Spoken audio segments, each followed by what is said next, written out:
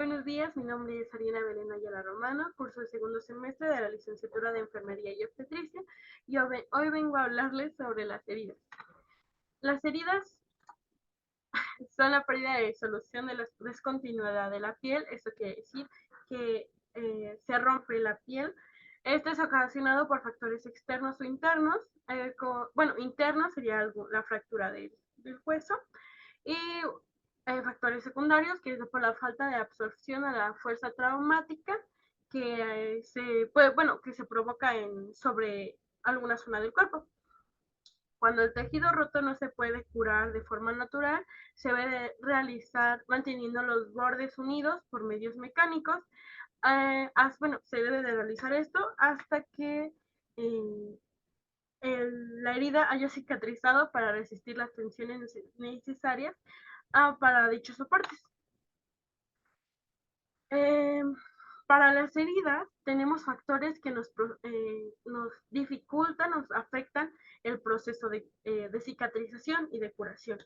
Estos son tener una mala oxigenación en la perfusión tisular, una mala nutrición, la edad de la persona, en caso de que la persona tenga o padezca de diabetes mellitus, puede complicar mucho lo que es la curación de la herida. Esto también, influye también la temperatura, la humedad, en caso de que consuma algún tipo de medicamento o la obesidad. Esos son factores que contribuyen a una mala curación de la herida. Las heridas se clasifican en 6, que es por agente causal, espesor de los tejidos afectados, en dirección de la herida, forma de los bordes, complicaciones y riesgos de infección. Por agente causal tenemos 3 subdivisiones, que son heridas incisas. En las heridas incisas predomina su longitud.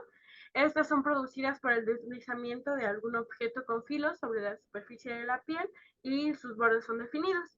En las heridas contusas, este se debe por golpes con objetos contundentes y al aplastamiento de la piel y todas las estructuras por debajo de la piel. Este puede ser hueso, músculo, tendones. Se presenta un hematoma en algunos casos y presenta bordes anfractuosos o no tiene bordes. En caso de que sean por bordes anfractuosos, esto quiere decir que sí existe la salida o existe una pequeña hemorragia que pueda, en caso de que se rompa alguna arteriola, pueda vertirse la sangre para no formar lo que es un hematoma. Esto sin bordes, el hematoma se puede quedar como encapsulado o lo reabsorbe la piel, el organismo, o se debe de hacer algún tipo de intervención. Existen también heridas punzocortantes. Estas son producidas por objetos puntiagudos. Superficialmente pueden ser pueden ser pequeñas o no tan profundas. Sin embargo, a lo largo de el objeto causante se pueden ir complicando y pueden ser profundas. Esto también ocasiona lo que es muy conocido como acordeón, es decir, que todo lo que el agente, no el agente, el organismo que está dentro, el tejido que está dentro, se desgarra, pero se mantiene junto, se lesiona, se mantiene como doblado. Tenemos también por el espesor de tejidos afectados. Estos igual se subdividen en epidérmicas, que solo afecta a la epidermis. Por erosión, esto quiere decir que se desprende la dermis. Superficiales, esto nos dice que la herida llega hasta tejido celular subcutáneo. Complejas o profundas, afecta a tejidos más profundos, como puede ser algún tipo de órgano. Penetrantes, que afecta a cavidades naturales no comunicadas con el exterior, que puede ser el tórax o los órganos dentro del tórax.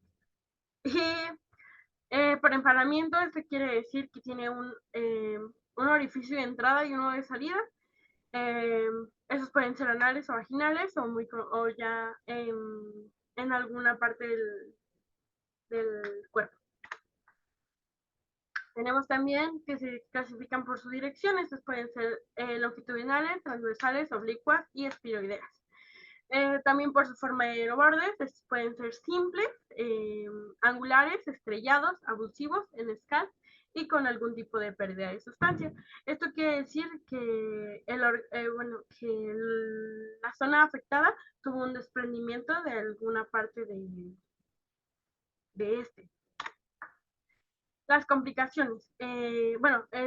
Las heridas también se clasifican por sus complicaciones. Estas pueden ser simples, que solo se lesiona el tejido celular subcutáneo. En general son de buen pronóstico y suelen curar bien y no hay alteraciones a la hora de cicatrizar. Sin embargo, las complejas o profundas suelen ser más extensas, tienen una peor evolución y pronóstico y puede tener material contaminante en su interior. Por riesgo de infección, estos igual se dividen en dos, en herida no infectada, que son heridas limpias, incisas, de bordes nítidos y simples, y en ellas está indicado el cierre primario. El tiempo transcurrido desde que se produjeron es inferior a 6 horas. En cambio, la herida infectada son de evolución más lenta y una cicatrización que es peor, tanto funcional como estéticamente. En este grupo se incluye muy evolucionadas por el tiempo, eso puede ser posterior a 6 horas o a 10 horas. Esto influye en lo que es el tiempo en el que se haya producido la herida hasta el tiempo en lo que eh, se proporciona atención médica. Contaminadas y complejas, es decir, que algún agente exterior contaminante o gérmenes estén en la herida. En caso de heridas por arma de fuego, algún tipo de mordedura animal o humano y picaduras. Ahora, ¿qué es una hemorragia? La hemorragia son pérdidas anormales de sangre por parte del organismo. Estas, si no son tratadas a tiempo, se puede producir un estado de shock o incluso la muerte en casos ya muy graves. Su tratamiento dependerá del tipo de hemorragia. Eh, Esta se divide en dos, que son tipo de vaso lesionado. Estos son hemorragias arteriales, se producen por cortes profundos, dañando una arteria. Son poco comunes, pero muy graves. La sangre es color rojo púrpura y sale a chorro coincidiendo con los latidos del corazón. Una hemorragia venosa se produce por cortes profundos, se ve afectada lo que es la vena, hay mucha pérdida sanguínea, la sangre es color rojo opaco u oscuro, esto por la falta de oxígeno, es poco brillante y sale en forma continua y el sangrado cesa. En cuestión capilar es la más común, es producida por heridas pequeñas y superficiales y es de poca intensidad. El sangrado cesa gracias a los procesos y mecanismos normales de coagulación. El otro tipo de hemorragia es donde se vierte la sangre. Tenemos hemorragias internas, donde la sangre se vierte dentro del organismo, puede ser leve o grave.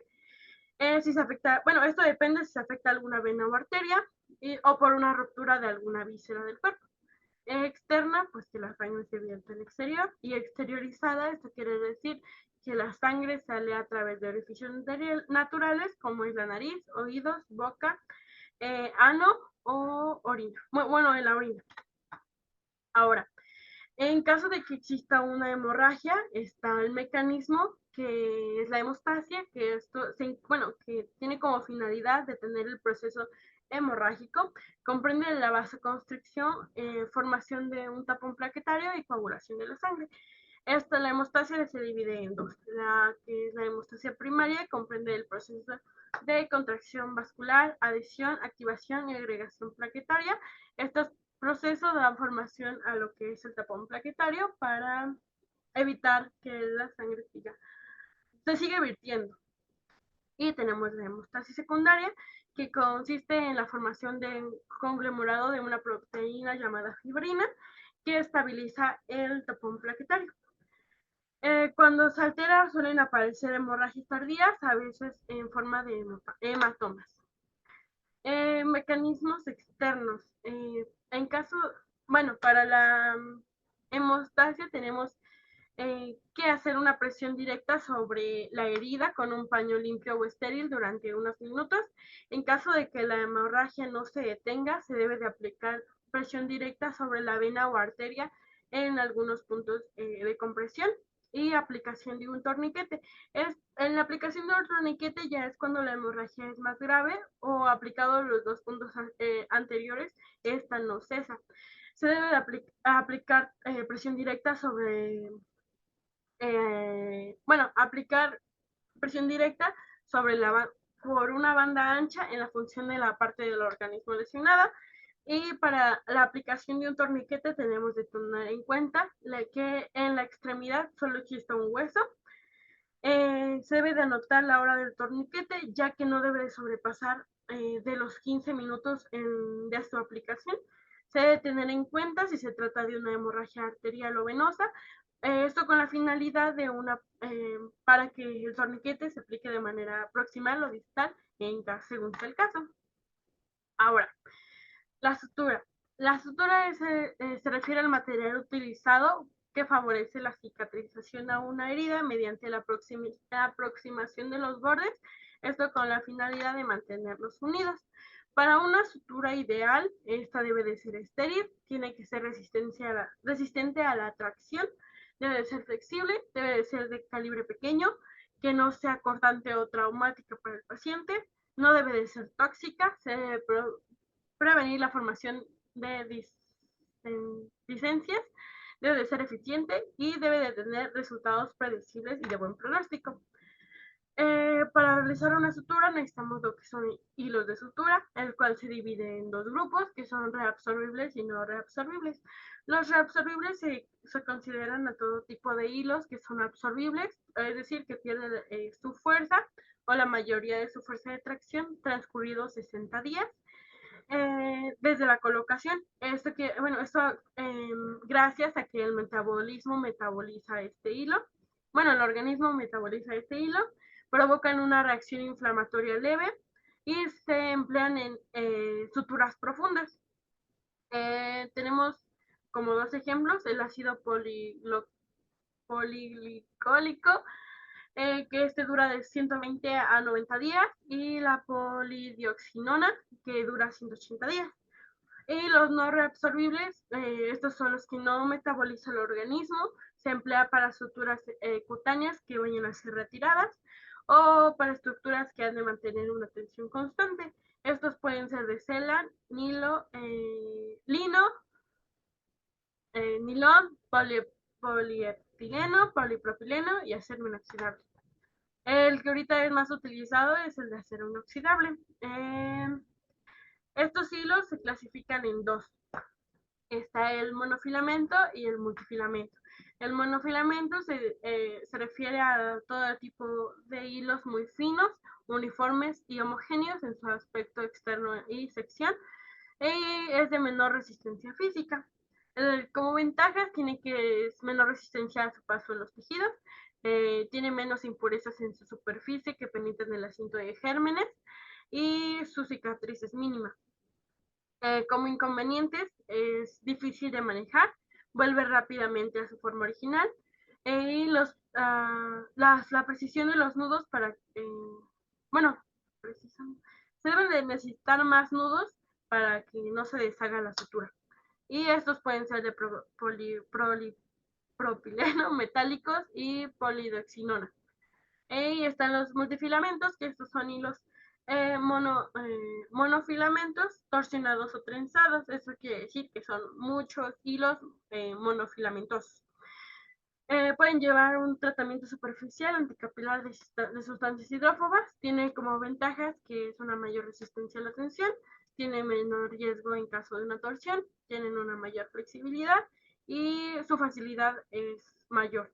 Como inconvenientes es que estos hilos tienen mayor riesgo de infección, producen una cicatriz mayor y tienen mayor resistencia al paso al paso a través de los tejidos. Estos pueden ser el ácido poligloquílico y la seda. La aguja. La aguja actúa como guía a través del tejido, son de acero inoxidable y se dividen se dividen en tres partes. Esto es la punta, que es la encargada de perforar el tejido. En la punta, esto depende de para qué va a ser utilizada. Tenemos lo que es la punta cónica, que se utiliza en tejidos blandos de penetrar, como son los intestinos. En punta roma, que son parenquimas, que para que no corte el tejido. Esto se puede ocupar en el riñón o en el hígado.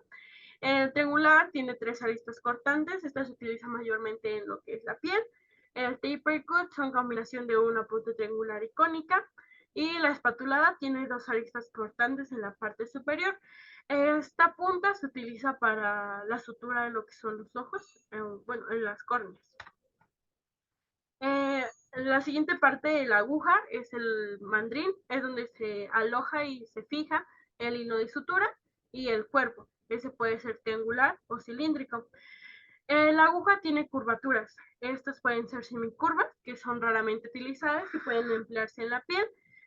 Las agujas también pueden ser rectas, se emplean en el tracto gastrointestinal, en cavidad nasal, en nervios, cavidad oral, faringe, piel, tendones y vasos. Y las agujas curvas son de 3/4 de círculos para ojos y microcirugías, 3/8 de círculos para músculos, nervios, vasos, cavidad nasal y oral, faringe y piel, y 5/8 de círculo para cavidades nasales y orales. Bueno, los consejos que nos dan a la hora de montar para la aguja, es que al montar la aguja en el portaaguja, debe de estar orientada de manera que no debemos reajustarla a la hora de hacer el procedimiento. Se debe de sujetar la aguja con la punta del portaagujas.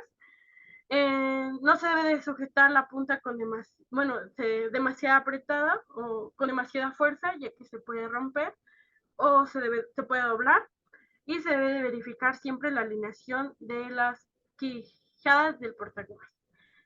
Ahora, eh, eh, para elegir una aguja según la sutura, tenemos que tener en cuenta que se va a suturar.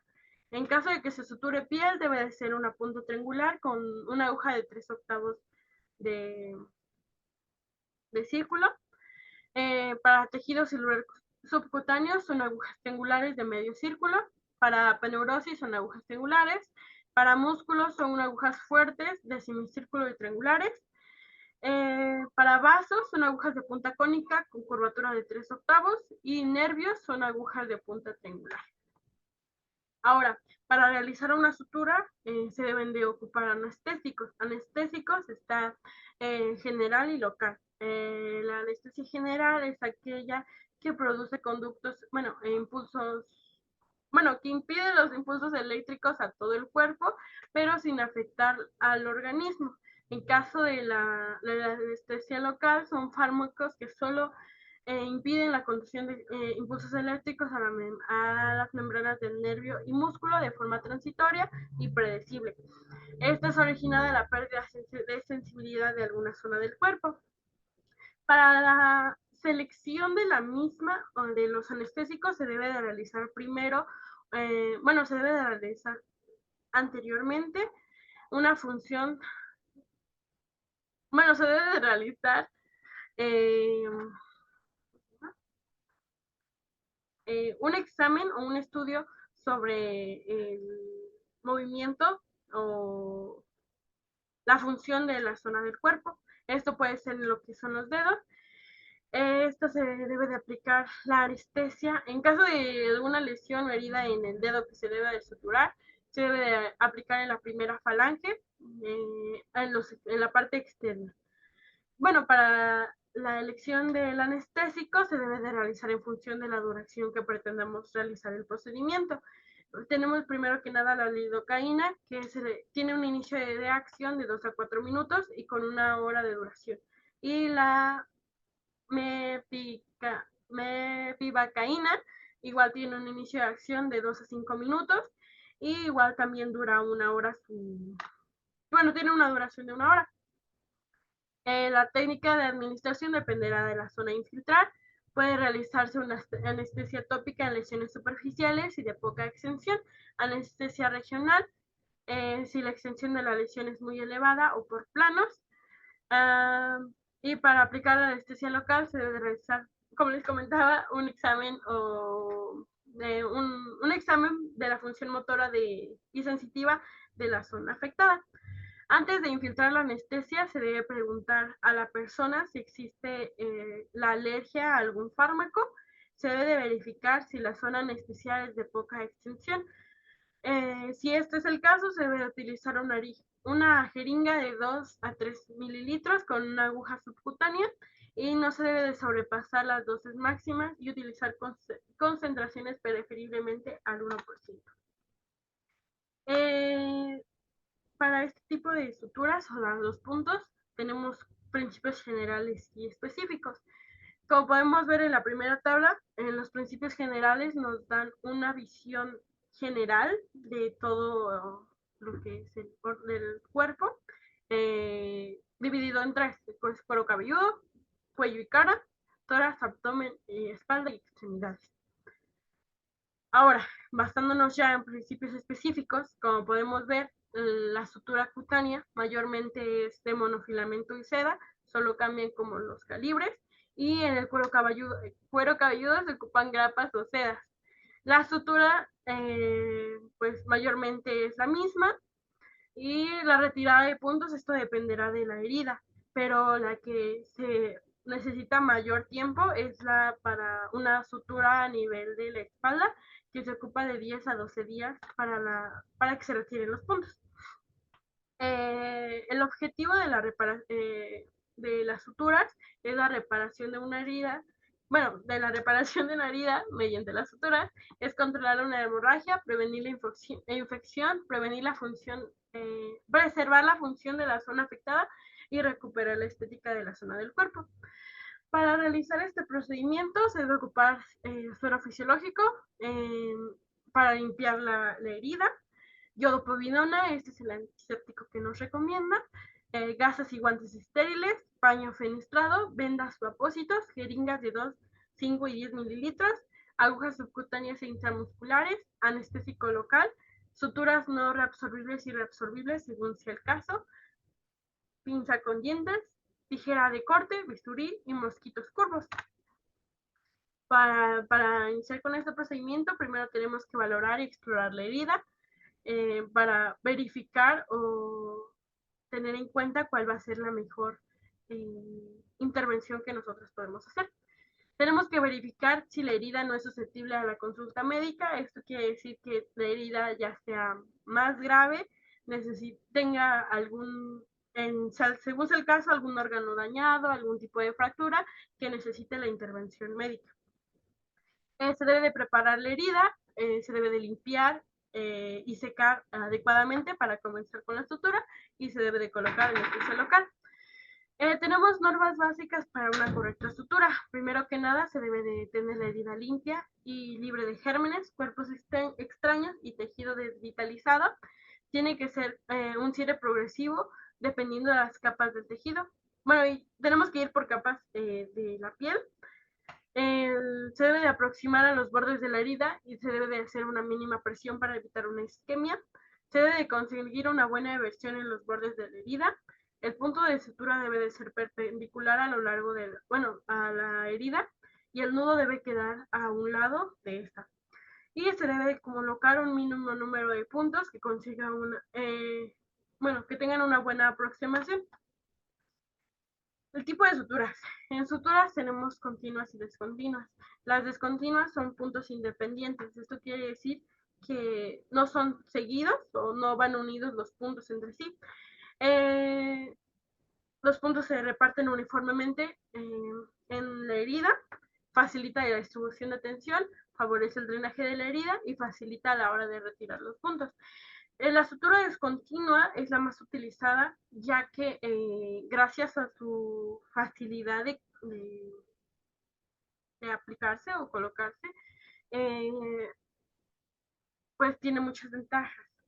Una de ellas es que si el punto anterior se daña, eso no nos daña los demás puntos y tenemos que volver a hacer el procedimiento, evitando este, pues daño en el paciente. La continua tiene una ejecución más rápida, es impermeable y hemostática. Sin embargo, esta aumenta el riesgo de obtener algún tipo de infección. Los puntos se retiran con dificultad, tiene una dificultad de drenaje y tiene un buen resultado estético.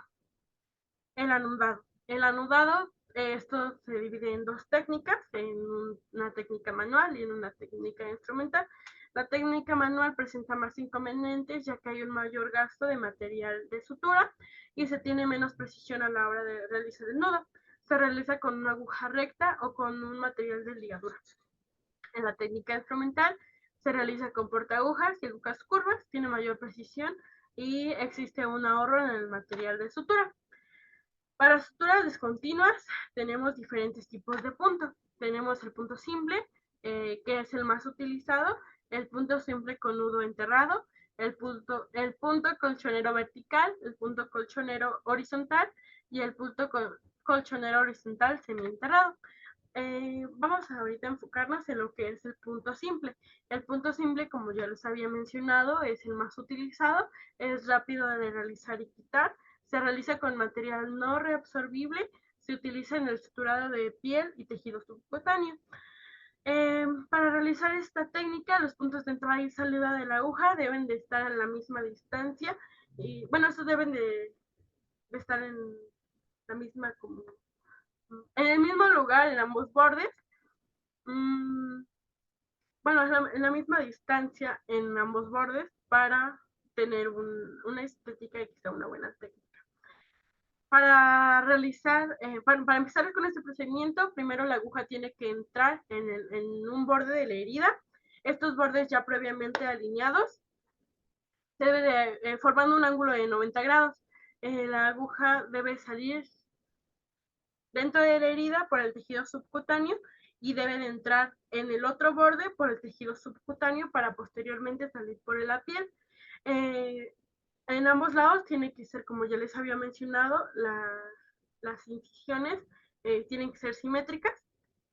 Para posteriormente se debe de tirar el hilo que pase para que pase entre la piel y así poder realizar doble lanzada sobre el portaagujas.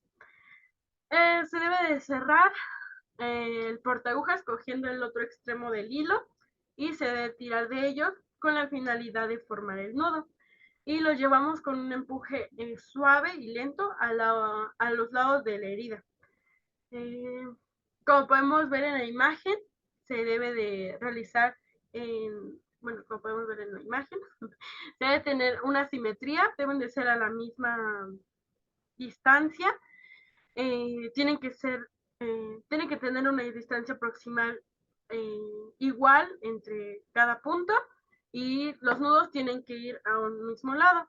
Se debe de llevar esta misma técnica hasta suturar toda la herida y esta tenga un cierre completo.